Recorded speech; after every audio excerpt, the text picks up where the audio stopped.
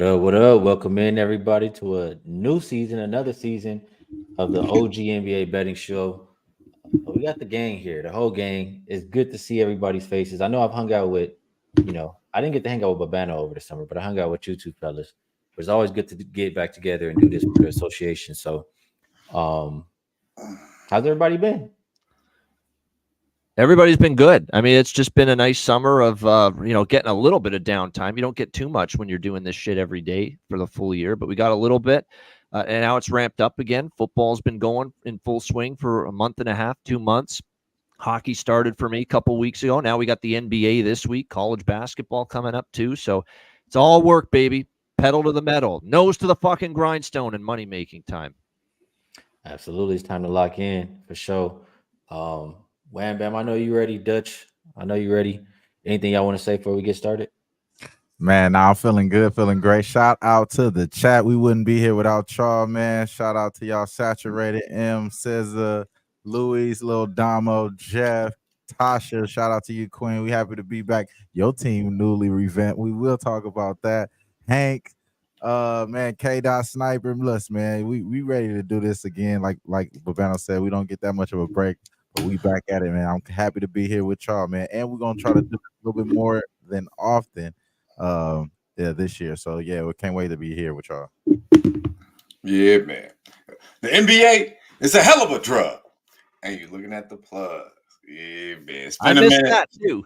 Yeah. It's been a minute since I said that, Babano. I miss it. So, absolutely good to see all the us, the NBA crew back in attack, and our guys like LJ and Chad. We'll have our beautiful young ladies, the Knickerbockers, and the whole crew show up. We'll be back. We'll be back 1 p.m. Pacific time, 4 p.m. Eastern time.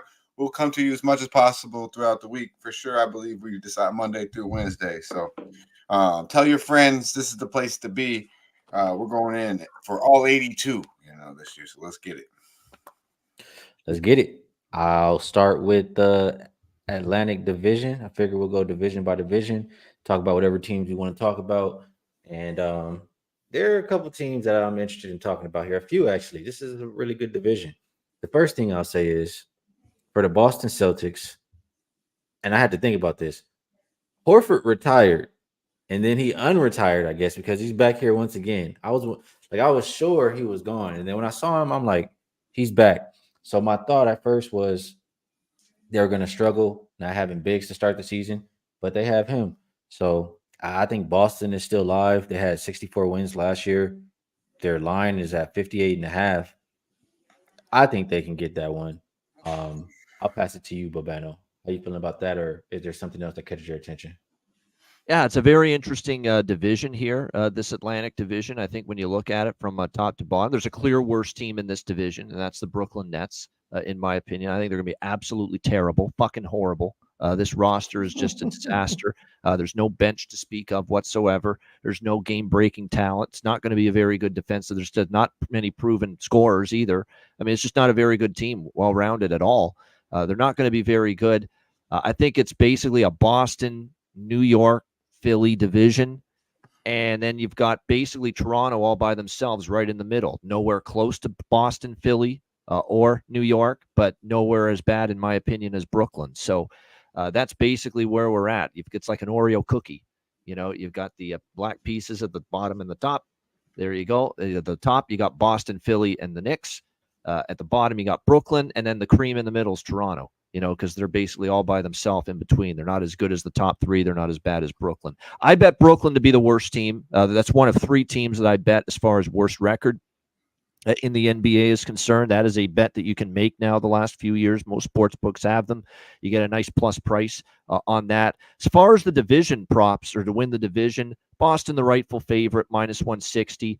Don't want to lay that price. You are talking about a team that's off a championship victory. Is there going to be balls to the wall mentality? There's going to be load management with Jaylen Brown, Jason Tatum and company. I'm sure already we're seeing Porzingis, questions about his availability early in the season. So, pace yourself. But at the same time, you'd want to maybe take a shot with the Knicks or the Sixers, but they're integrating new pieces. Paul George now with the Sixers. How's that going to go? You look at this Knicks team. They bring in Karl Anthony Towns. This is a Thibodeau decision, by the way, for sure. Thibodeau's had his hands in this. He had him in Minnesota. I can work with him. I can make it work with Karl Anthony Towns here in New York. It's a risky move because I think it's not delivery. It's DiVincenzo was a nice piece to this Knicks team. And losing him and his scoring and his three-point shooting is a question mark, in my opinion. So when I look at this division, I got Brooklyn to be the worst team. I think if you're going to take a shot with the division odds, take a shot with the Knicks or the Sixers to maybe upset Boston. But I look at the Knicks as a pace themselves in the regular season type of team as well, like Boston, and even Philly to some extent. Like, is Nick Nurse and Embiid and Paul George and company, Maxey, are they going to break their back for the regular season knowing that the real prize is in the playoffs? I don't know if there's any team that's going to really say, hey, let's really go for it and win this division. It's just going to be who's going to do the least amount to lose it. So I don't have a bet as far as the Atlantic Division futures. I would just lean to maybe taking a shot with the Knicks or the Sixers to upset the Celtics because of the price. The Sixers, I feel like they do have talent and they have a little bit of depth, but a couple of those guys are real injury prone, and we already see one of them is banged up right now. So I'm gonna come to you here, Dutch. Are the Celtics, is it gonna be just like last year? They run through everybody. Do you view the Sixers how I view them, or how Bobano said, where they might not take the regular season that serious? 57.5 is a Sixers win total. They only got 47 last year. I mean, are we expecting them to get close to 60? I would think that's more of an under. How you feeling about this division, Dutch? Yeah, man. Shout out to our guy Saturated. I see my man M SZA with the new becoming a member. Appreciate you, my man Jeff. Everyone, run up the likes, man. Run up the likes. Yeah, this is Beantown to me, man. It's going through Beantown. I think Celtics playing with a chip. I think I think this might be the most aggressive, out to prove them wrong champion we've had in a long time, especially when it comes to the association. I mean, you could say that maybe about the Lakers with the bubble, but the Lakers don't give a fuck, man. Come on now. Boston, they got these young, hungry boys that just out to just really prove motherfuckers wrong. And I think JB coming back ready to rock and roll, the little snub from the USA team. You got Tatum, we know what happened with that. You got Holiday, a full offseason with him. And believe me, man, his shit is contagious. He's a true player. He's a true team player. He's a leader. That shit's contagious. So having an offseason with Drew Holiday, I think it's gonna help the whole. I think Boston's gonna be even better, and they were damn good last year. The bench is probably even a little bit better, which was a little light last year. So Horford coming back, you got the the leader, the morale, with the chip, man. So yeah, to me it's Boston or nothing. Philly's really fugazi to me. I'm gonna be honest with you. Can they beat anybody? Yeah, I'm really high on Maxey, but we know Paul George, man. He already hurt, and B talking about you don't want to play back-to-backs. Just going to throw him off. I do like Drummond coming off the bench when you could have him, he going to fuck around and get you 20 rebounds any given night. So they got the pieces, but we know what Philly is. I mean, let's be real. And the Knickerbockers, I think they're going to take a little bit of time, but this might be the team that can compete with Boston in this division. I just don't think they will because OG, his health, already missing Mitchell Robinson. And we know the Knicks are kind of top heavy, so it's clear to me that it's Boston's division unless we see some big time injuries. And we need to talk about KP. His ass is still there too, so they loaded, man. And I misspoke. It wasn't 57.5. It was 53.5 a while ago, but right now it looks like 49.5. So market did drop with either the Paul George injury or just people liking the under for this one. Wham bam, Atlantic Division. How do you feel about it? I mean, you guys hit on a lot of it. I mean, I think we all think that the Celtics will be running it back as far as winning this division. Where the value is, it's kind of like your pick your poison with the Knicks or Philly. I would think more so with Philly, but again, it's a lot of turnaround with them every year. Yeah, every year they have both teams have big turnarounds this year, actually. So it's kind of hard to trust both of them. So based off of that. But I mean, as far as the Celtics, like you said, I mean, they taking a preseason series. They really blowing people out in preseason. They everyone keeps saying they disrespected, which one got the Finals MVP.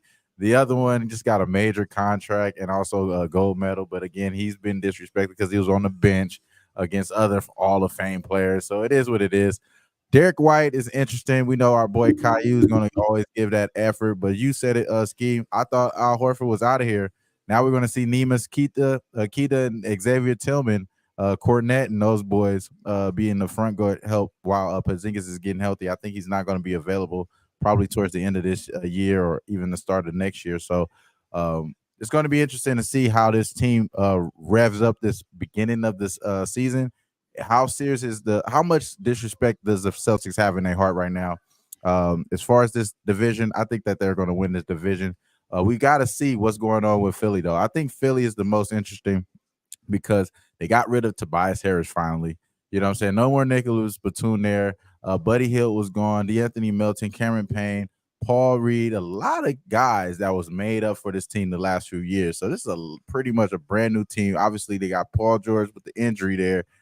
Andre Drummond, which we know is going to be phenomenal because Embiid already said he ain't playing back-to-back. So we could already lock in Andre Drummond rebounds on those back-to-back nights, just depending on which night it's going to be. So that's going to be interesting. And then also Reggie Jackson, Eric Gordon, those two guys being added in, and Caleb Martin. I think that's a good formidable veteran presence for this Philadelphia team. So if I had to choose between the Knicks or Philly, I would go Philly. Just because I think Embiid is going to be the deciding factor between those two, especially if they go head up, and I'd rather trust him than Cat.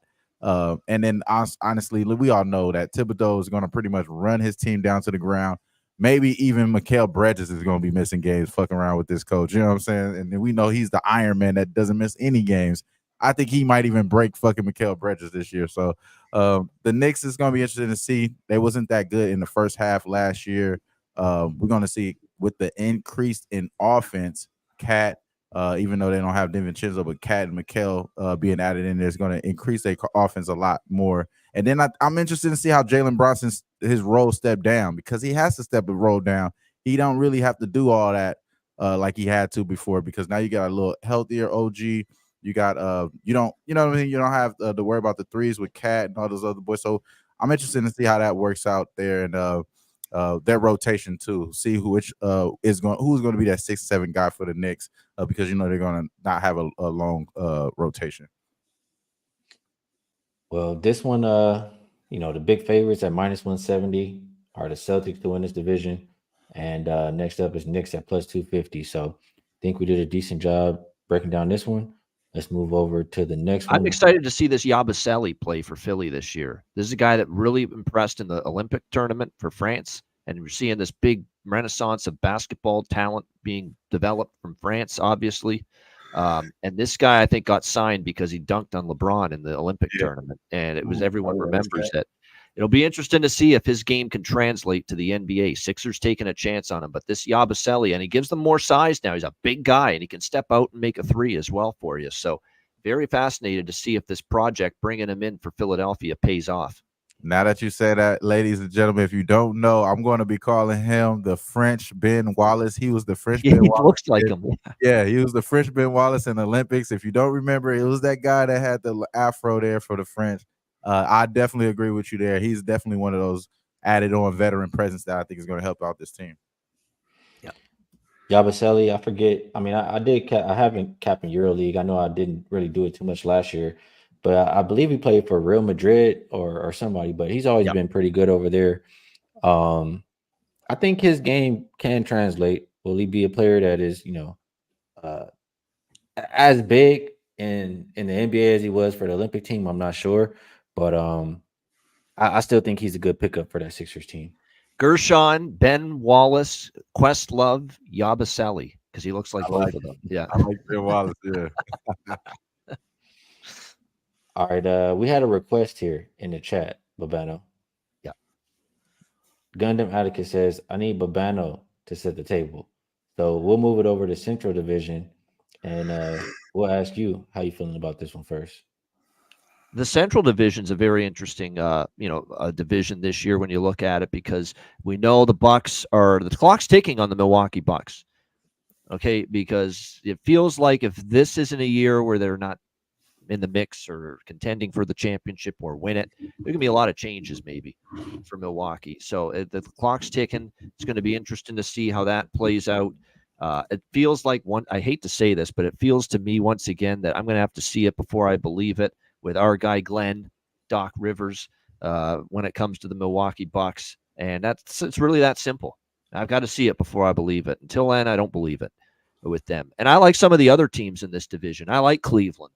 And I think it was time to move on from Bickerstaff, quite honestly, because I think there was a ceiling. He got them to a certain point. Great regular season after great regular season, but I think it was time to maybe turn the page. And I love the hire of Kenny Atkinson. I think this guy got shafted in Brooklyn. I thought he was wrongfully terminated there and given through all the problems at his feet and said, hey, it's your fault, get out.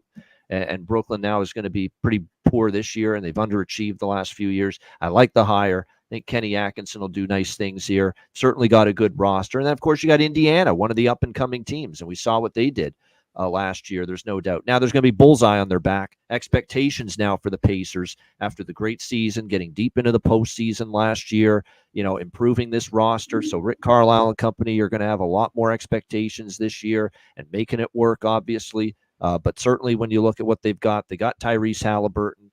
They've got, of course, Nembhard, who broke out, had a huge second half of the year, bringing in Siakam and played well for them. Miles Turner and company, that's a good basketball team. This is definitely a division where I have taken stances with Cleveland and Indiana to win the division. And if one of them cashes and one of them beats Milwaukee to win this division, I'm profitable. That's the approach for me. I'm more than happy to take my shot with Cleveland and Indiana to win the Central and try to take my chances beating this Milwaukee team. A Milwaukee team that, let's be honest, I don't think winning the division is their goal. It's being healthy. It's making sure Chris Middleton's already fucking banged up to begin the year. It's not what you want if you're Milwaukee. So from that standpoint, you got to keep everyone healthy. It's about just getting through the regular season. Yeah, if we win the division, great, but it's not the end of the world if we don't. Same with Giannis, who, is getting older and older year by year. The attrition adds up on his body year after year with the kind of style he plays. So I think this is a winnable division for either of the Pacers or the Cavaliers. And I'm taking a shot with both of them to win the Central, and I'm just trying to beat Milwaukee, the favorite, which I think can be done. I'm going to agree that Milwaukee can be beat. I mean, I don't have to think about anything. We know Glenn lost his privileges to be called Doc for a reason. We know Darvin Ham stinks. It's too much going on over there. Lillard, he hasn't looked like Portland Lillard in a while. I'm not sure what's really going on with him. We have Chris Middleton already hurt right now. I'm out on Milwaukee. I want nothing to do with that team. Cleveland, I kind of feel the same. I mean, just because they changed the coach, they're supposed to be good. I'm not a believer. I feel like Cleveland has shown us who they are, and until they prove me otherwise, not for my money. Evan Mobley, another guy I don't like. I feel like he comes back every year the same exact player, doesn't even get better. So I would look at Indiana. That would be the team I would look at. And right now they're plus 375, somewhere around there to win this division. I would like that. I like their win total over 46.5. I mean, the only player they lost was Jalen Smith. He was barely even getting minutes anymore. They had Wiseman, who I still think, we haven't seen the best of Wiseman yet. And it's the same team. They're depth. You can switch starting five for the second five and just throw them out there. You're going to get the exact same team for the most part. Last season, Hallie was hurt throughout the year. They still did good. Mathurin was hurt. Yep. They have top 5 easiest schedule this year. They got chemistry. I think Pacers are the team to beat in this division. I actually like their win total more than Cleveland's too. I'm with you there on the win total as well. Agreed. Dutch or Wham, whoever want to take it.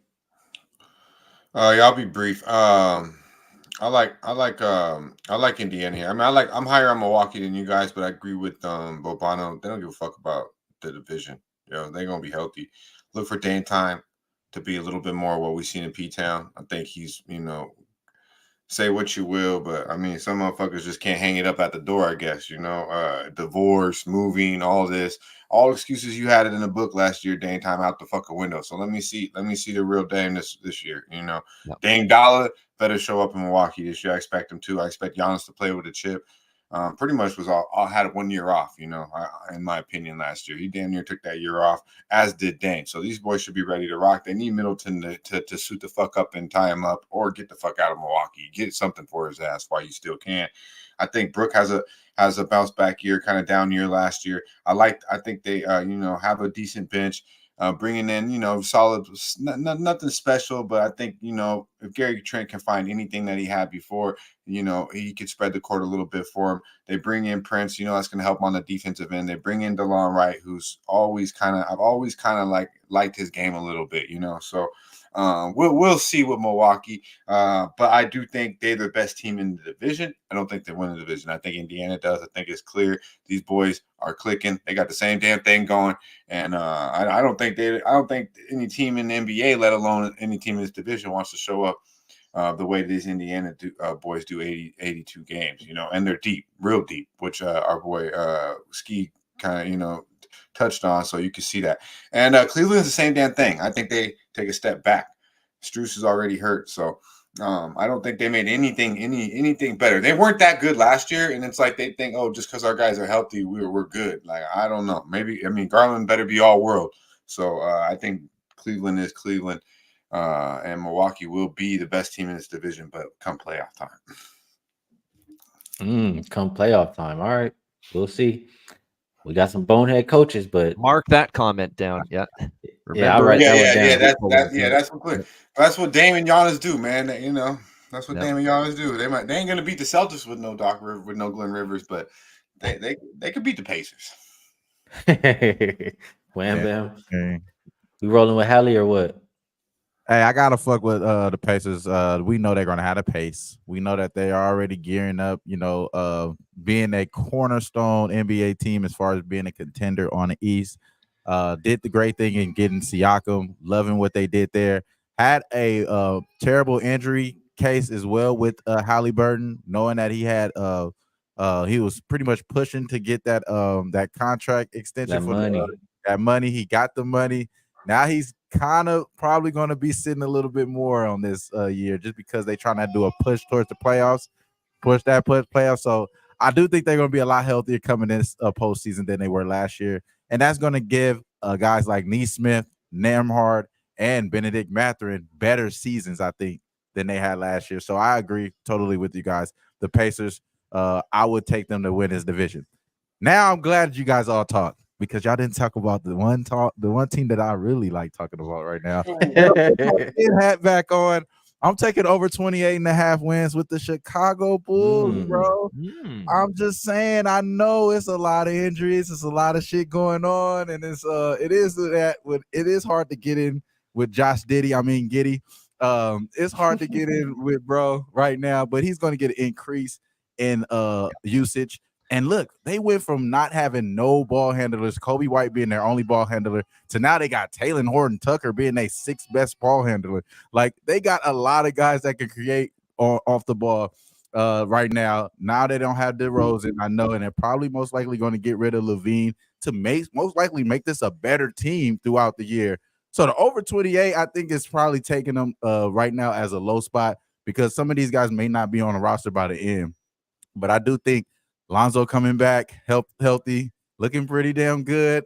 I'm not saying that he's going to be a big-ass upgrade, but this team is already better off of what they did last year. Again, I know DeMar DeRozan and Alex Caruso are terrible departures. You don't want to lose those type of players, but they're kind of centered type players. Now that everyone is going to be able to eat, I do like AO a little bit more now coming off the bench, because now he's going to try to find his way in the NBA.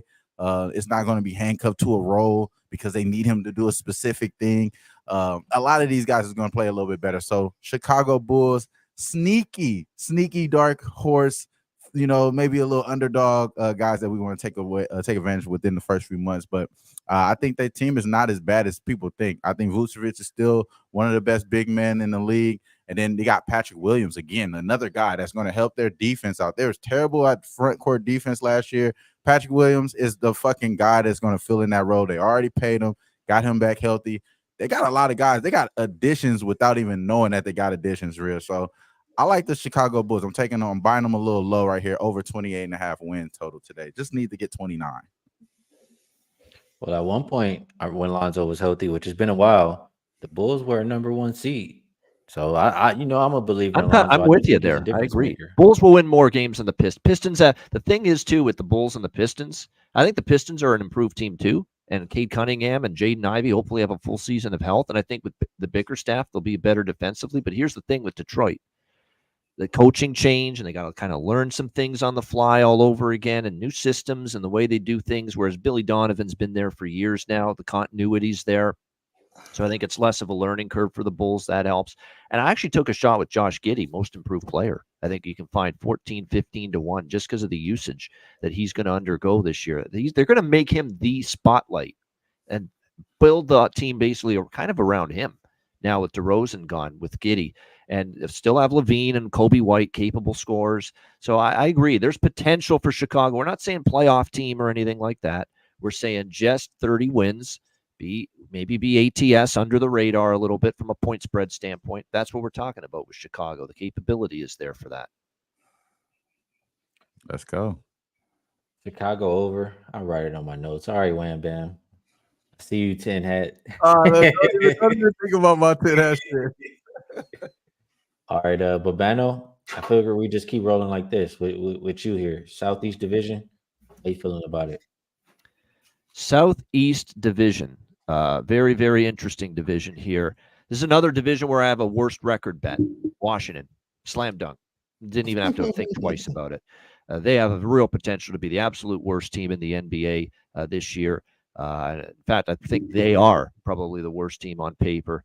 When I look at the other teams, I look at Orlando as maybe taking a little step back this year, and I was high on a lot of what Orlando did last year, but not sure they're going to be able to maintain that kind of level this year.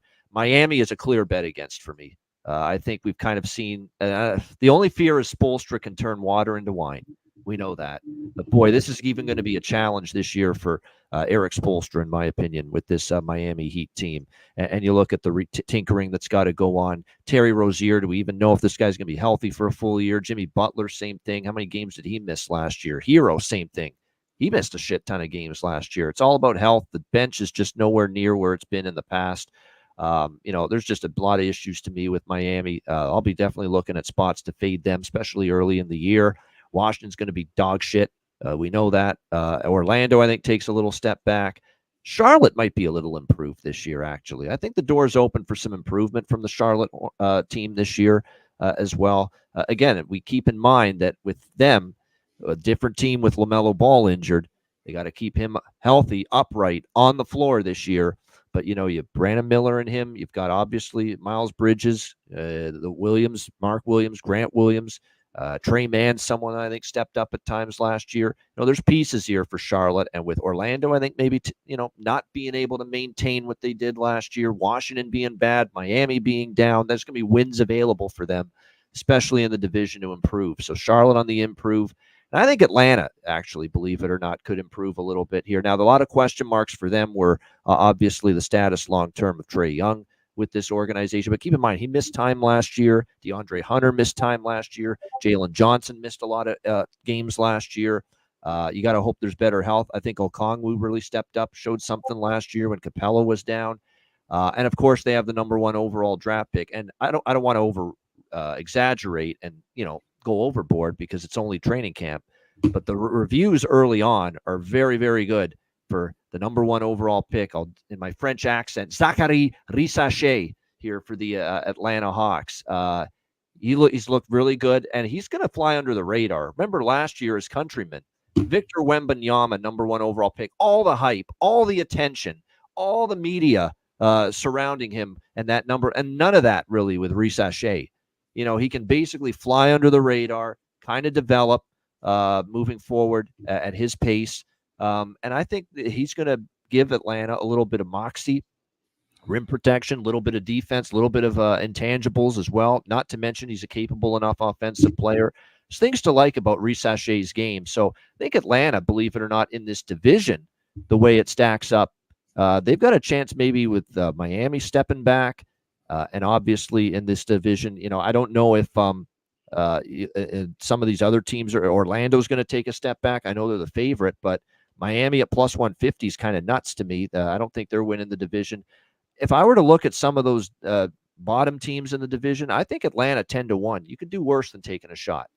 Atlanta Hawks to win the Southeast, in my opinion. So I think there's a little flyer for me with them at 10-1. I think Charlotte's improved. I think Orlando takes a little step back this year. I definitely am looking to bet against Miami whenever possible, and Washington may be the worst team. So there you go. My thoughts on the Southeast. Well, Washington, I really don't want to talk about at all. I did hear you mention the fewest wins. They're plus 240 if you want to take them for the fewest wins this season. Yep. The favorite to win this division is the Orlando Magic at minus 145. And I think it's for good reason. I mean, last year they were good. They had 47 wins. The addition of KCP, I think, is huge for this team. It gives them a reliable shooter, and he fits, a team that likes to play defense. So they have a top 5 easiest schedule. The division, in my opinion, got weaker. They're tied for the fewest back-to-backs this season. It's hard for me to see the Magic not winning this division, even at that minus number. I do think they are the team to beat. But you said about the Hawks. I kind of went back and forth with the Hawks, but I'll say this: getting rid of Murray, I was not a fan of him, and it kind of just means that they're gonna.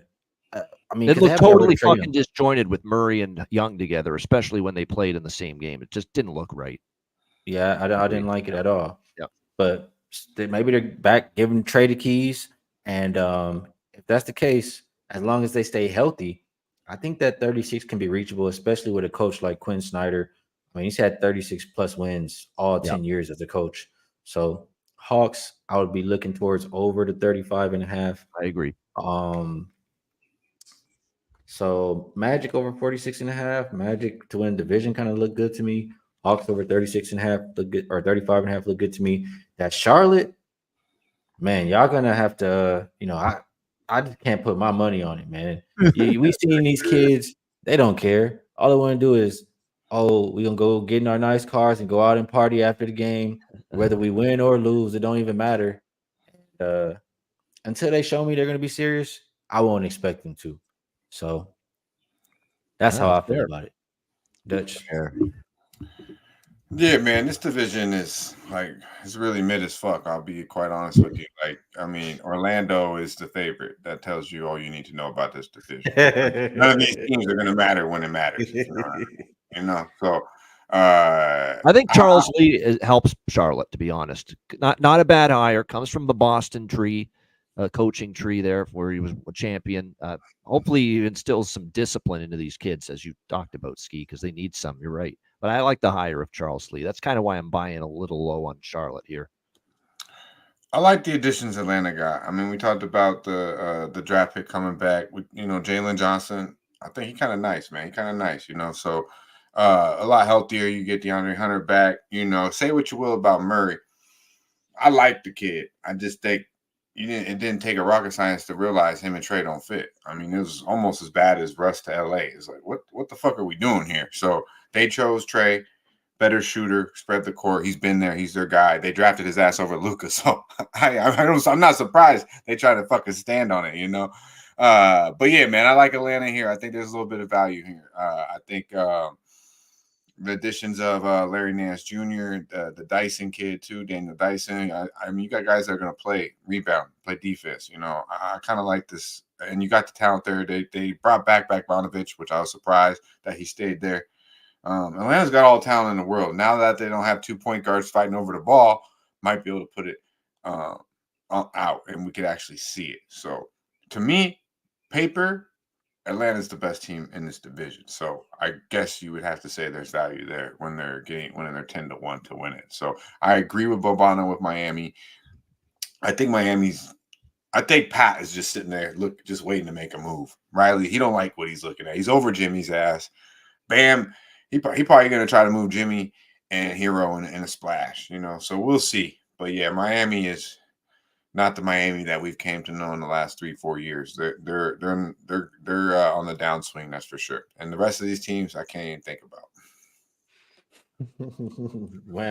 Backwood them, huh? Backwood the rest of them. I was looking for the backwood soundbite I have for my boy right there. I was looking for it there, but Yeah, you guys talked a lot there. I'm not going to. I'm kind of with you, Skee. I wanted to take like now they got LaMelo. They're going to be winning a lot more games. But yeah, man, he probably don't give a fuck about this team too. He ready to get traded. Try to go play with his brother somewhere, some shit. I don't know. It's over for me with the Hornets. I do think that they are going to play a lot better than last year, but that may not be enough to get over this total, bro. I'm not gonna lie. So I'm scared on that. Miami, yeah, like you said, I mean, he's been making gumbo with bullshit this whole time as far as the coach. Eric Spoelstra out there. So I'm not expecting anything, but I do think that they are kind of getting rid of they kind of tired of Jimmy Butler, though. It does seem like the Heat is tired of Jimmy Butler. That is one thing that I do kind of feel. He didn't even come with the antics this year, but it does still feel like they tired of his ass. Hawks, what are they going to do when Trae Young is off the floor? I don't think they could just rely on Bogdanovich as much. I did like what I did see from Kobe Buffnick, Buffkin. I'm sorry if I say his name wrong, but he did have 31 points in his finale with the preseason. I think that is going to be obviously somebody else got to take over the offense when Trae Young's not on the floor. So I'm going to be looking at him. It seems like the boy Jalen that you was talking about, Dutch, he about to get 30 M's a year or some shit. Like they trying to give him the bag. So he about to get paid. So I think that's another interesting thing about the Hawks is that maybe the direction that they're going from here on out is a positive direction rather than what they have been down. Like you said, they got Quinn Snyder not locked in. Maybe they don't even trade Trae Young, just try to keep that core thing going around and figure it out. So I actually am pretty optimistic for the Hawks this year, outside of last year. But I mean, Orlando, bruh, they're definitely the best team in this damn division.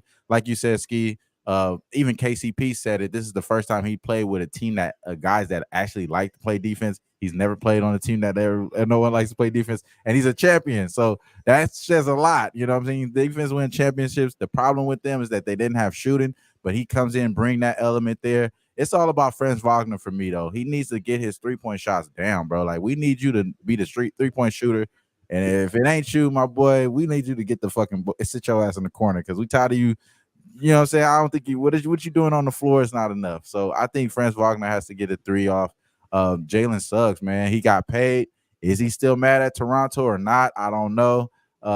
He got paid. He might be fat and happy. So we got to see how that works out. But I do think this defense is going to win this division for Orlando. It's just going to be too tough for them. So another year for Paolo. Man, Paolo hasn't really. So I don't think. I'm scared to see nothing progress for Paolo. This might be it. So if that's the case, that he's not an all-star. You know what I'm saying? If that's the case, he's not an all-star, then they got to figure that shit out. So it's interesting to see how the Magic works out this year. But you're right, Dutch. I don't think they're doing that in the playoffs in this division. All right, let's move over to Northwest. And Babano, I'll let you have at it once again. This is the one division I like the favorite, Oklahoma City, here in the Northwest division, of course. No, this is not me being Mr. Homer because of my fellow Hamiltonian here, Shea Gilgeous-Alexander. This is a team that said, you know what? We had a hell of a season last year, guys. Incredible. Unbelievable regular season, get to the second round of the playoffs, but we're not good enough to win a championship if we don't make some changes. And the GM done a phenomenal job, was bold enough to say, we're still not good enough. We're not quite there yet, even with a great season and a great team. Brings in Isaiah Hartenstein from the New York Knicks with a great ad in the low post, and Alex Caruso, who's going to be 6th man of the year contender and one of the best perimeter defenders going right now in the NBA. What a tremendous couple of additions these are to already an load. You could afford to give away Josh Giddey. You've got enough offense in your team with Johnson, and you've got enough, obviously, with what goes around and what SGA delivers for you. And when you look at, whether it's Lou Dort can chip in for you, what you get from Chet Holmgren, like I said, what you get from Jalen Williams and company, you could afford to part with Josh Giddey to make your team better. And they did that.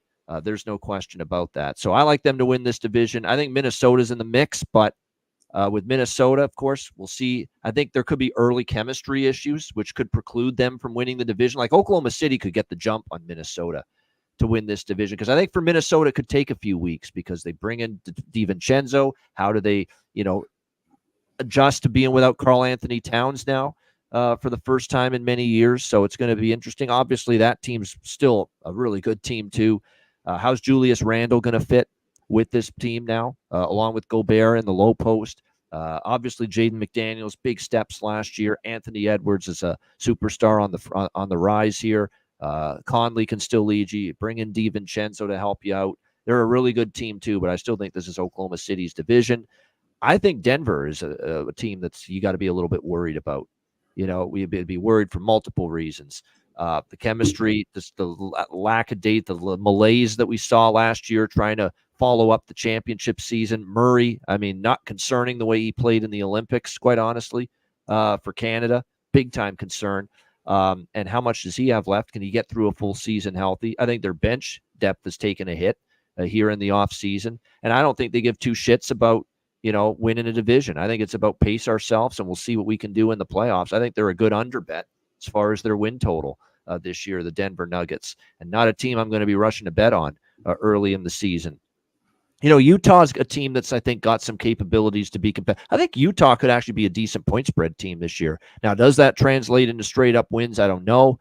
But, George and Sexton in the backcourt are fine. They have Jordan Clarkson. They got scoring. Collins, Lauri Markkanen, I think, had a tremendous season. Hopefully he stays healthy for Utah. I think Utah's going to be a good point spread team. Not sure about how many wins they get, but I think they're going to be an undervalued, profitable ATS team this season, Utah. And then Portland's going to be probably one of the worst teams. And I did bet Portland as well to be the worst team in the NBA. A total rebuild going on there. No depth should they sustain any injuries. Have they got pieces? Have they shown a little something with the likes of Anthony Simons here these last few years for the Blazers? Yeah. But Scoot Henderson as well. But, Jeremy Grant. But after that, Ayton's never consistently available due to injuries, and he didn't play great necessarily last year. He kind of looked lack of motivation last year, the way he played at times, lackadaisical. And then Danielle Thea, okay, but still, it's not going to put you over the top. Shaden Sharp, Tumani Kamara showed you some glimpses, but not a lot of depth, not a very well-constructed roster, a rebuild in progress for Portland. So Portland, to me, has the chance to be the worst team in the NBA and probably around bringing up the rear in this division. So, like I said, that's basically it. Portland's bad. Denver, I think, is going to be a team I'm looking to fade and go under their win total. I love OKC. They win the division. They're the team to beat. Minnesota's very good, but I think early in the season they may be a bet against as they work in Randall. They adjust to life without Cat, and, of course, DiVincenzo as well. I think Minnesota early might struggle, but obviously once everyone gets comfortable, they're going to be a factor and they'll be in the mix as well. I agree with some of what you were saying there. I'll start with Utah, and what you said was, I don't know how many wins they get, but they'll be a good team against the spread. And why I think that is, they have a lot of talent when you look at their roster. And they have experience. The question mark is, are they going to do a marketing trade? Are they going to blow it up? Because that can ruin your win total. Where will they be at the deadline? Exactly. Right. Yeah.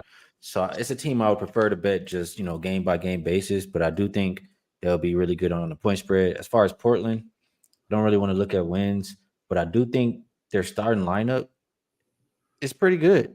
And I'm not sure that they'll be priced, as how good I think that they are. So first quarter Portland is a bet that I'm going to be looking at or looking to try to play. And I think that will be profitable this season, or at least to start the season. The Nuggets. Three things I don't like about the Nuggets. And then I could get more. One for sure. There's something I do like for them. The one you guys all know is Russell Westbrook is now on the Denver Nuggets.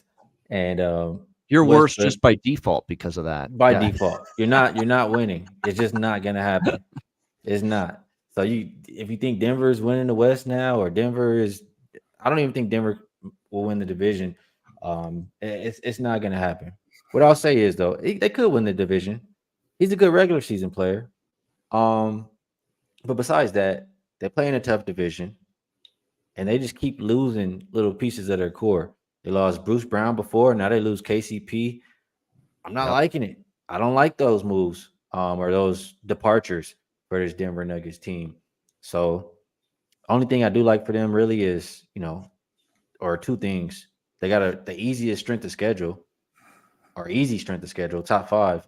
And we obviously know Joker, he's not going to miss a whole lot of games. And we know what he brings to, this team every single night. So Nuggets, not really high on. Timberwolves, not high on either. I mean, Timberwolves, I'll say this, and I liked the Timberwolves a lot last year. But when you go and you get Julius Randle, that just kind of spoils everything for me. Julius Randle is a guy who forever, this is my opinion, but forever, he thinks he's better than what he is. He always thinks he's the best person on the court. He thinks he's supposed to have every single shot. And I can see it. Like at some point, Ant's he's gonna get tired of him. It's not gonna work. Coming up the works, he might, maybe, yeah. So I don't think that's I don't I don't think that's the best fit for Julius Randle on this Timberwolves team. I do like DiVincenzo. I like the rest of this team. I like the rookies that they have. Terrence Shannon Jr. is a baller. I've been a fan of him since college. And Rob, he's good too. So they do have some chemistry. They got 2 good rookies. Top defense is just with the Randall thing, I hate it. So I don't really want to bet on them to win division either, even though I wouldn't be surprised if somehow they do. OKC, that is a team that, I guess when I say they're going over their win total, if I think they're going over their win total, they should win the division if they're getting 57 plus wins. They got 57 last year, and they got better. You add Caruso, you add Hardenstein to a team that was already, packed with young talent. I can only look towards them trending upwards. Not only they're young with experience now, so that's a big deal. The big thing everybody was saying last year was they have no experience. They have elite wing defenders. You got Dort, you got Caruso. They can give teams. Now you have rim protection too. Like the defense is a lot better than it was last year. Now a lot better. Yeah.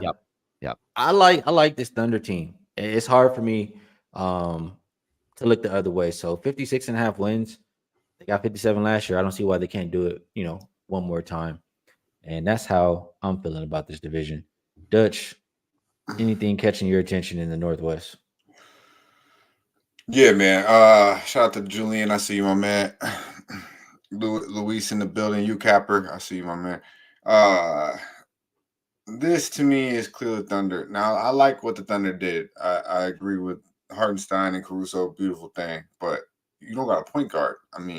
Shay's your point? Or is this dude Jalen Williams a point guard? I don't know. Where's the point guard at? So they'll probably win 60 games, but they're going to be fugazi as fuck in the league and when it counts in the playoffs because you don't got a point guard. It's no bueno, bro. No bueno. So they I don't know. I guess they're like the Phoenix Suns. I don't know. They're going to try to do it like Phoenix did. It didn't work out too well. I know Shay's a very unselfish player, but you don't want your best player that at a 2 playing in a position that he's not. I think that'll affect them. And Caruso ain't no point guard either. So I don't know if that's what they're trying to do. It's gonna come back. Maybe they make a move. But if you don't got a point guard in playoffs, you ain't gonna do it. And I still think this team, is a little young, a little inexperienced. They did, get some size in Hardenstein, but he's out now, right? So I believe he's out like 6 weeks, right? Yeah, gonna miss some time. Yep. So that's gonna affect that a little bit. Minnesota, I completely agree with the Randall addition. He thinks he's the best thing going, and that's probably why they got him out of Minnesota because Jalen was the best. Out of New York because Jalen was the best player, but Jalen ain't got that alpha male mentality. He probably ain't gonna tell you that, Anthony Edwards will tell you, motherfucker, give me the ball, stop shooting the goddamn ball. And Julius Randle, well, he got the juice. He kind of, he might think, hey, you ain't talk to me like that, motherfucker. I can see that. I can see that going on. And we know Edwards gonna say whatever the fuck he want to say. Now, Julius Randle might put hands on a young man, but it ain't a good fit. Let me just say that because you got 2 alphas and one's an alpha and one thinks he's an alpha. It just don't work out that well, kind of KD Russ type shit. It don't work out that well. Well, why the fuck you over there shooting the ball goddamn time when you got KD? And that's what Ant's gonna be. Yeah. Ant's gonna say it like KD and Jalen Brunson wouldn't. So I completely agree. That is just waiting. It's just a long ride waiting to fucking to crash. That's all it is there. But I do think they'll be all right in the regular season, but eventually it's gonna crash. I agree with Utah, man. These motherfuckers is 12 deep. They probably have one of the more talented rosters in the league. They just don't have a team. They don't have a team. It's just a bunch of players. It's like they're too deep at everywhere, but they don't got a team. It's crazy. I expect a lot of points in Utah and a lot of and them to probably be competitive because they probably will be getting a lot of points. So I see what you're saying. But when you break down that team, they're like too deep at every position, but they just don't. They're all too young. It don't really link in together. Players are either in or out there. So we'll see. But Denver, I don't mind the subtraction of CP, Caldwell Pope, but who you bring in? Who do you bring in? You ain't bringing in one. Now Christian Braun's going to be your starting two. You already had a light bench last year. Now you pretty much only bring in Russ. Jamal Murray, we're still waiting for him to find his bubble game. And then, we got Joker just getting a year older with all these things. I think Denver's in a decline. Michael Porter Jr. seems to play when he wants to, when he doesn't want to. So, I think it's OKC and Minnesota 1-2 in this division. All right. I don't think we had Wham Bam.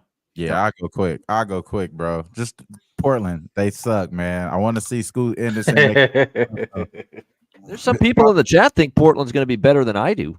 Chauncey Billups got dealt a bad hand, man. He thought he was going to have Dame for a little bit longer. Then they have to do a reconsurgent. That shit is they got a couple of years away. Utah, they made it. I like what they did, man. I like that they kept Laurie too. I like what Utah did, man. Utah is interesting. We know that there were sneaky covers on those late nights, and I think that's not going to change. Minnesota, Randall sucks, bro. Randall sucks. He sucks, bro. He is one of the. I've seen somebody say in the chat he's one of the laziest players in the NBA. Still doesn't have a right hand. How the fuck you don't have a right hand? You in the NBA, bro? Like, this is ridiculous, my boy. And then, like you said, him coming here, he's probably the fourth best player on this team outside like Nas Reed, Rudy Gobert, and no, I'm sorry, not Rudy Gobert. He's probably better than Rudy. But what's the other kid, McDaniels? He's probably like the fourth best player. So he should realize that quickly. OKC. By far the best team in this division. Can't wait to see how they look in the postseason. Denver got way worse, bro. Way worse. It just keep going down. After they lost Bruce Brown, they lost defense. Now they're gonna lose KCP. It's over, bro. So yeah, I like what you're saying. Well, OKC, that's it. All right, let's move along. We have Pacific Division and Babano. We going back to you. A lot of love I'm hearing for Phoenix. A lot of love. And I know Budenholzer, we know, has had great regular seasons, playoffs, and success as well. Of course, the championship with Milwaukee. We know that. But at the same point in time, you look at this situation here for the Bucks and for the Suns. I got to see it fit. There's definitely potential. I get it. I like Tyus Jones being here. Let's see what happens. Can we get Durant, Bradley Beal, Devin Booker staying healthy, playing together, gaining chemistry, night in and night out? Can we see that? And if we do see that, maybe there's potential here. I get it. There's definitely a lot of things to like. The coaching change should help. There's no question. Can this team, have their big guns stay healthy? Offense not going to be an issue, too. Let's see if that defensive camaraderie is good. We'll have to wait and see here with the Phoenix Suns. Moving forward, it's going to be, like I say, a lot of things to like, coaching upgrade, and I don't want to pile on poor Frank Vogel, but, and I'm not the biggest Budenholzer guy, but it's still a big coaching upgrade from what we got from Frank I agree. So, that's going to be interesting to see how this goes. But like I said, there's great potential. Talent-wise, you can win this division, can make a deep run in the playoffs. I still want to see it all come together first. Am I ready to take them as currently the favorite, although not an overwhelming favorite, but still a favorite to win the division, that plus 170 to plus 200 range. We'll see. Sacramento, I'm not that high on. I know they got DeMar DeRozan, but they didn't need more offense. They need more defense. And I'm not sure if that's going to help them there at all, Sacramento. So I got to say, I'm kind of thumbs down on the Kings coming into this season. The question is, can we get and the Clippers, of course, Clippers going clip. I know Skee is probably going to say that. Kawhi Leonard, it's almost at the point, man, retire at this point. Like, can you even play 30 games, 40 games, wheelchair at this point of your career? I don't know about that. it's almost at the point where he's got to call it quits here. You got to be like Deshaun Watson. You're in football. It's time to we got to know when to fold them, and it might be time maybe for Kawhi Leonard to fold them at this point with his just inability to be any sort of ability is availability, and he has not had that for a very long time. Harden, no thank you. So there's a lot I'm not liking about the Clippers. They could be the worst team in this division. I agree with where they're priced here in the Pacific. What are you going to get from these teams like the Warriors and the Lakers? Obviously, the Lakers bring in J.J. Redick. I'm going to have to see it. People, we know he's a great wordsmith, broadcaster, podcaster the last few years. I get that. Can you coach? Can you command a group of men? We're going to find that out now about J.J. Redick this year. That's going to be the big question. The Lakers, what concerns me is the struggles in the regular season last year for a team that got a healthy LeBron playing a lot of games, and same thing with Anthony Davis. Are those two guys going to be available for 70 games this year like they were last year? I don't know if you can bank on that at LeBron's age, with the propensity for Anthony Davis to fall into a porcelain doll type of situation from an injury standpoint, blow on him and he's out for 10 games, that kind of thing we've seen in the past. So that's what concerns me about the Lakers. They finally got a little bit of health from LeBron and AD, and they still didn't have a regular season that was all that spectacular last year for the Lakers. Golden State's the team that I think now, look, everyone's off the bandwagon, brutal season, giving up on Steph Curry, giving up on Steve Kerr here. But, if Curry can stay healthy and green, and I think Jonathan Kuminga, who I think could be comeback player of the year type deal, or most improved player of the year, I believe is the market I took for him. I think Jonathan Kuminga, if he can just elevate into that level where he's ready to become that guy that can kind of take over a game at times, both ends of the floor, I think that's going to be a good thing for Golden State. You look at some of the other pieces that they brought into in the op that they've like Podziemski. We'll see if he can take a step forward this year for this team. I think there's some pieces here to think that Golden State bottomed out last year, but let's not forget this is a team that I think maybe has that hunger back, that fire back to maybe be improved this year coming into the season. Let's not forget the bench, I think, is a lot better for the Warriors this year with what they bring in. I like DeAnthony Melton and Buddy Hield being a part of this team from offense, more punch now coming from the bench. And I think Golden State's that team this year that last year maybe more of an anomaly than a sign of, whoa, they're just going to be not that same Golden State team ever again. When you keep Curry on the team, the mantra and the blueprint and the agenda is not miss the playoffs, not bottom out. As long as Curry's here, the blueprint is to contend and compete and try to make the playoffs and try to win championships. That's where we're at when you've got a guy like Curry here. And I think when it comes to Golden State, I think after everything went wrong for them last year, this is a chance where I don't know if everything is going to go right, but I think this is a time for the pendulum to swing and for Golden State to be improved. So I like Golden State over their win total. I took a small shot in the division with Golden State to win the Pacific. I even have an even smaller flyer on them to win the West and NBA title. I think that might be a little aggressive, a little, maybe not possible, but I think playoffs could still be there for them. A dark horse in the division over their win total. Golden State bottomed out last year. Don't be surprised with the better bench. Kuminga maybe, hopefully an emergence. Curry healthy, hopefully that we see Golden State bounce back this season. I agree with some of what you were saying. I'm going to start with Golden State, and the only thing I'll say is they kind of got injury luck too. I mean, Steph only missed 8 games last season. Yep, if Steph is out, Warriors are going to go downhill. If we're going to bring up LeBron and AD staying healthy for 70 plus games last year, we have to bring up that Curry also had a good health season. Yep. But I do think, the Hield edition, I really like it. I don't think it's really any drop off. I think they can be better. Clay, he was unhappy. The only drop off is chemistry. And I think, they'll fix that the more that they play. I like some other additions there. Kyle Anderson. I feel like he can be a guy who kind of plays like that Draymond role on the offense. Like, as far as like that pick and roll type player or being able to make that, being that decision maker when they dump it off to you right there. So I like that pickup too. And I don't really care about the players that they lost.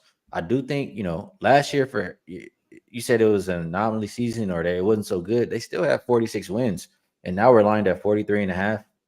I think that's when you'd have to take over.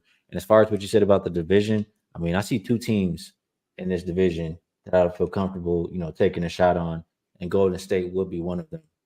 What I'm looking at 4-1 right now.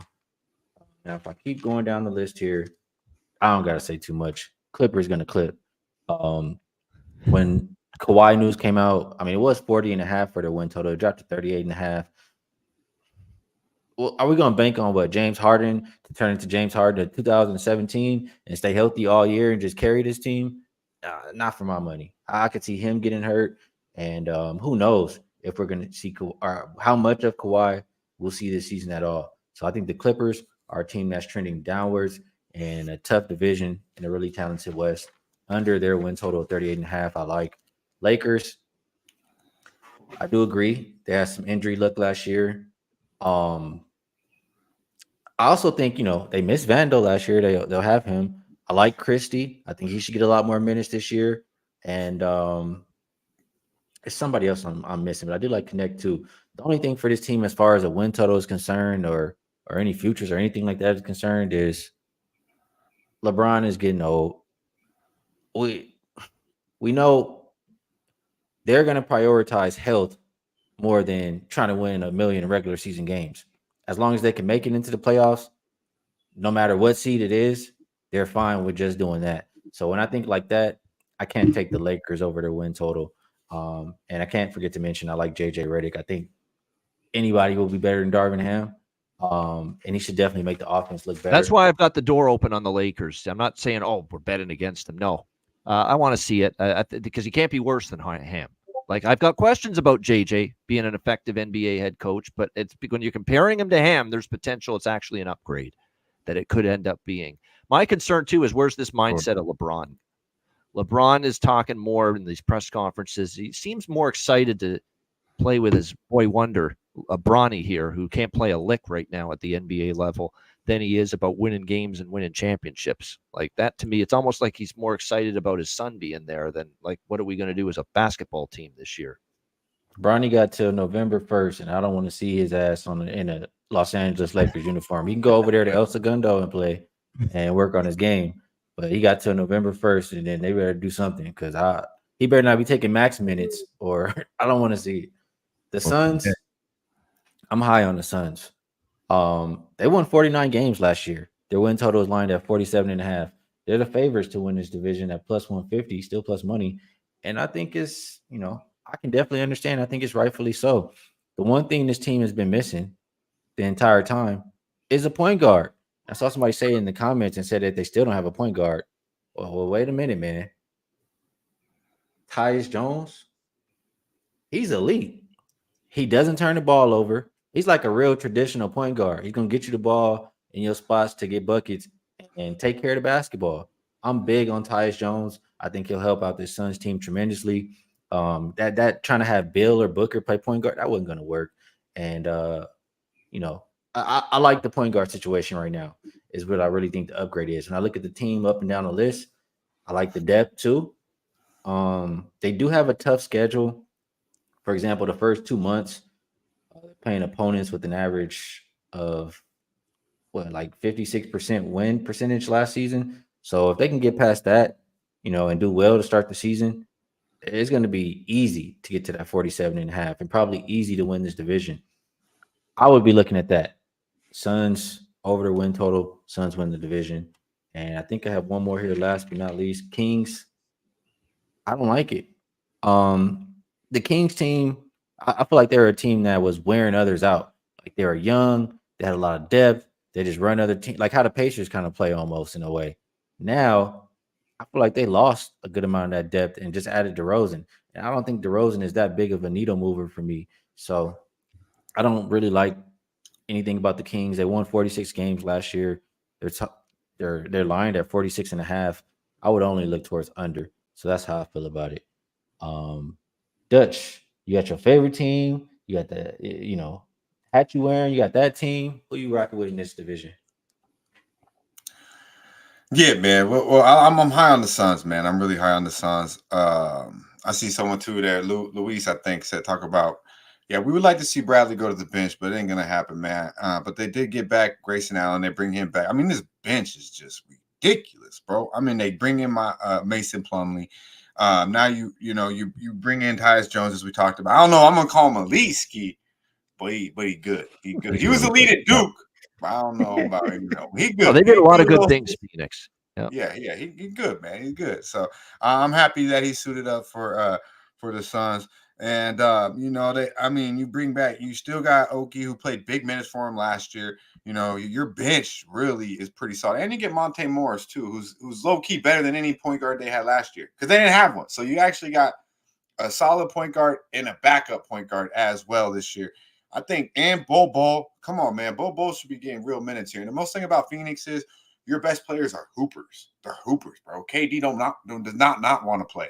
Booker almost with the same mentality. Bradley, we won't put him in that class, but your top twos don't want to miss a fucking game. They're mad when they're not on the court. KD want to play every fucking minute. So that shit trundles down. Look for them big time.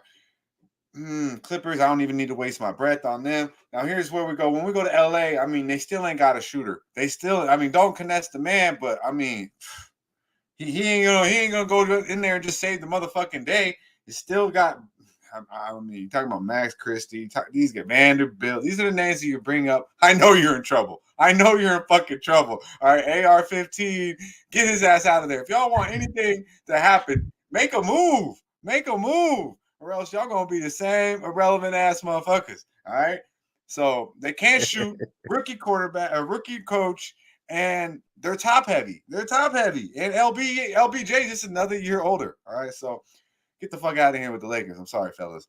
Now we can talk about the Golden State Warriors, man. Hey, they right in the same boat. Hey, him and fucking Curry and LBJ, they in the back in chill mode right now.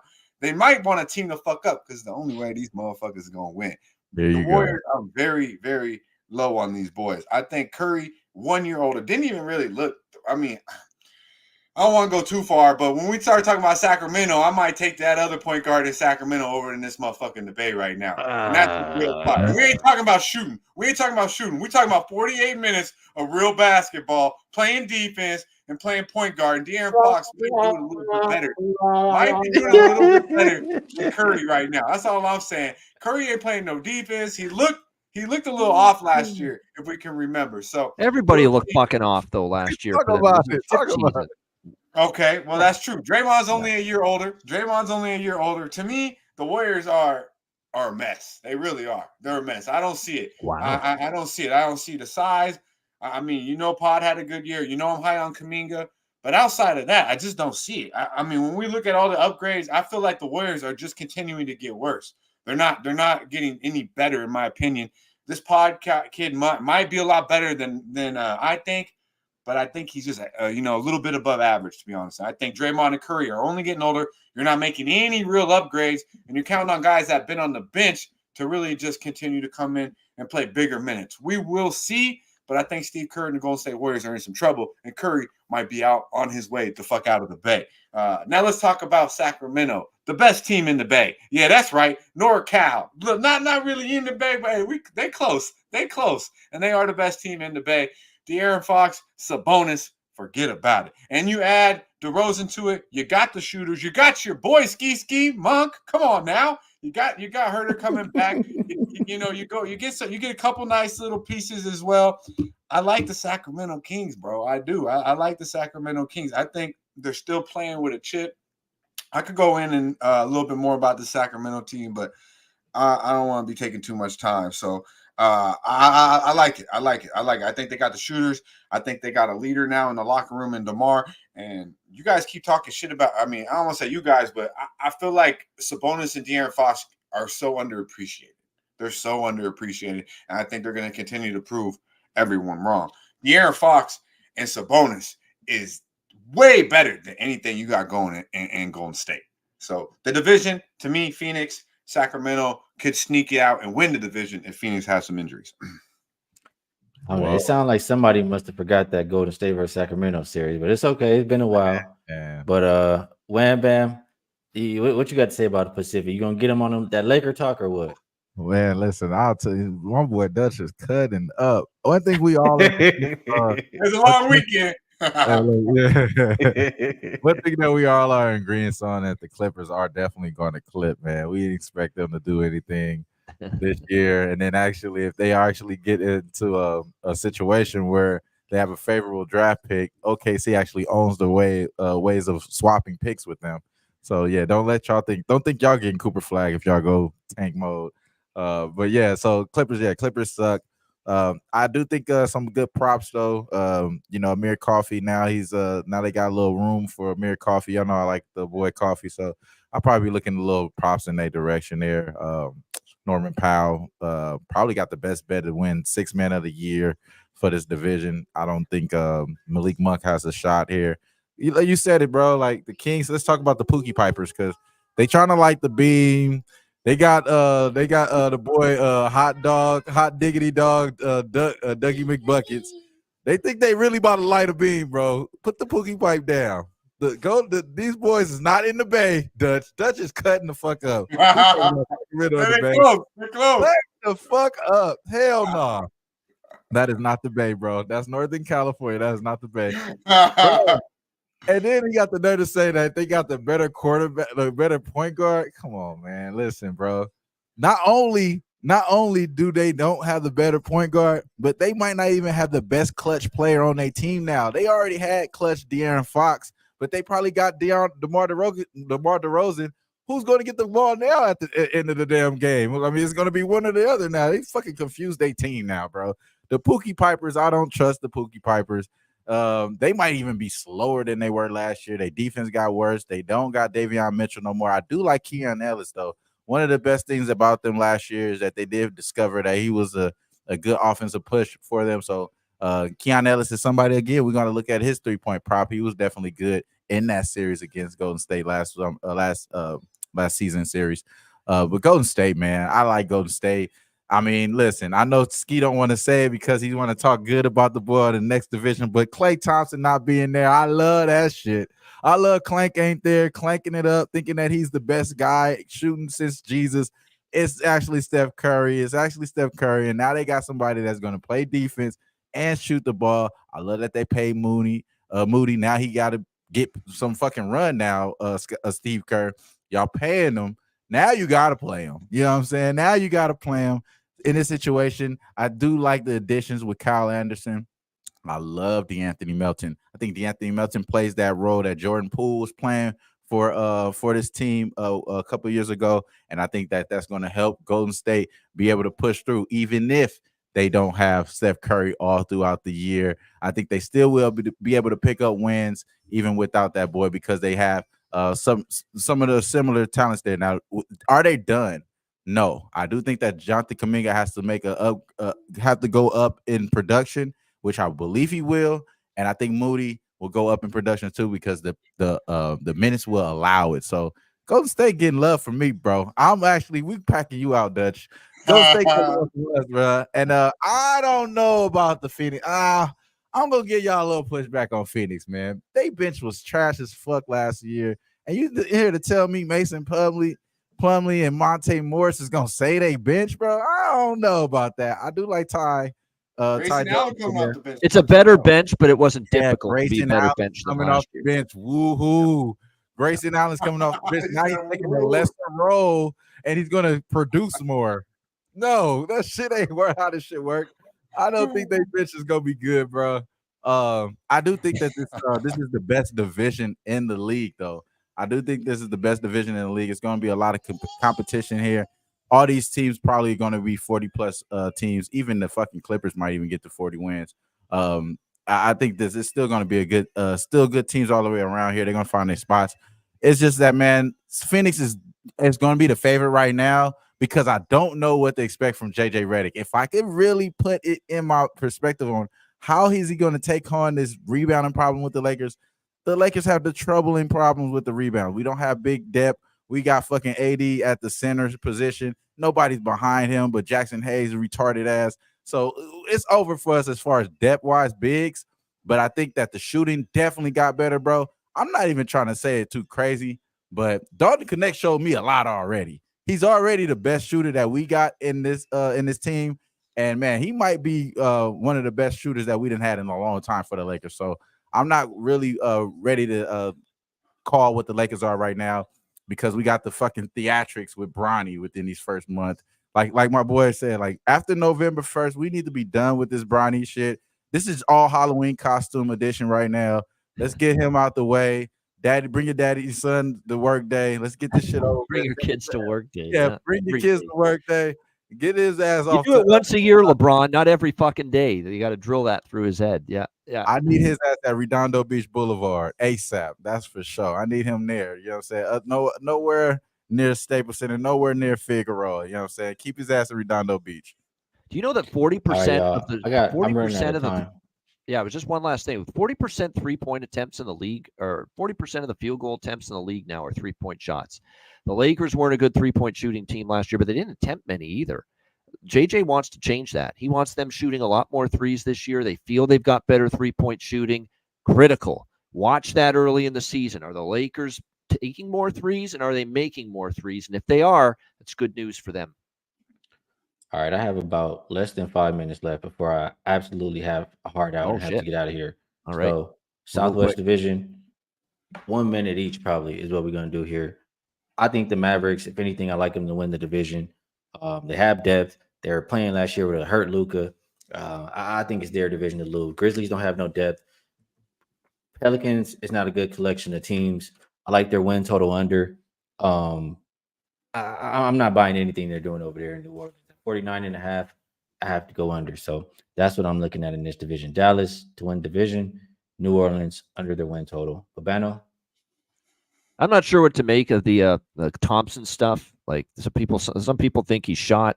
Some people think he's really going to improve this Dallas team. But the bottom line is they're still good enough, I think, to win this division. And it's hard to envision someone else winning it. Now, the playoffs is another story. Again, got to the finals last year. And I do think, if we get old Clay, it's going to be a big help for them. But the 3-point shooting hasn't been as good. I think his defensive game has kind of slipped a little bit too. So still got to see if that works. I'm not sold on Memphis yet. I know Morant, and they've already got, I think, already a couple of injuries to deal with. That's a concern. They're not a great shooting team. Yeah, Jaren Jackson, he's already out. If I had to rely on Zach Edey and Brandon Clark, another injury-riddled guy in the front court primarily, that's a concern for me. So I got to see it before I believe it with Memphis, even with Morant healthy. And I like Bane, obviously, and the backcourt's got potential. Marcus Smart here as well, but I've still got to see it. Houston's a big mystery to me. I think they could be much improved, or they may not be all that much better. San Antonio, it's still a ways to go, in my opinion. We love Wemby, but what's around him? And I'm kind of with Skee. New Orleans is a team I've got concerns about. I don't know if it's a great chemistry fit there. Dutchie? Yeah, man. I'm so high. Luka the motherfucking Don, man. I just can't help but to think about Luka, Kyrie, and Clay. That's our perimeter defense. Good Lord. We better score an awful lot of points. That's all I can say. Because we a defensive liability, goddammit. Pelicanos, they ain't got, shit. Wham Bam, you might be the biggest. If you stood up right now, you're the biggest player on the team. Yeah, damn, they need you out there. They have no size.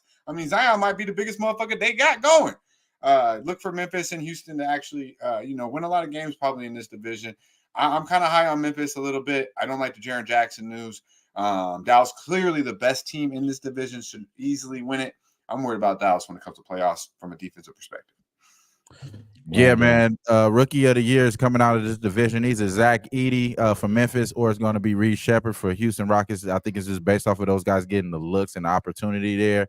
Other than that, I don't have anything else as far as future-wise. I do not agree with Dallas, and I do not agree with the Pelicans, but I do agree with the Memphis Grizzlies. So that would be it for me. I think Ja Morant get back to the light and shoot out the competition. Adams is on the Rockets, right? Rockets, yep. He's with Houston. He's backing up Şengün there in Houston at the 5 spot. Yep. All right, I feel like we did a really good job on all the divisions. I appreciate you guys going fast on that last one. We do have 2 minutes, so I'll go quick around the horn. And it's no pressure if you don't have one. But if anybody has something they like the most out of the ones that we talked about, feel free to share. Babano? Well, let's go Oklahoma City to win the Northwest Division, -120. I think they get it done. Dutchie? Monday Night No Football. pressure. Lamar Jackson over 227. I believe it's 228 now. Passing yards. I mean, this Tampa Bay Buccaneer defense. I mean, they give it up. They give it up. So Lamar has a big night tonight through the air. Let's There'll be go. some I don't points do in the that future game. bet. I don't do the future best, so I got Lamar passing yards. Let's go. We'll be back tomorrow. Yep, Yes, tomorrow. sir. We'll be back Yeah, we got the tomorrow. games tomorrow. The NBA opening night doubleheader I'm tomorrow. gonna give y'all my bet for tomorrow, but no worries. No, I'm saving that. I'm saving that, man. Yeah, I say that. But okay, Chicago Bulls over 28.5 wins. We're gonna just expect them to make a trade that's gonna improve the team and not be worse than the fucking Washington Wizards. All right, and for myself, I'll go with the Pacers. Did it last year. I think they'll be healthier this year. I like them up and over 46.5 wins.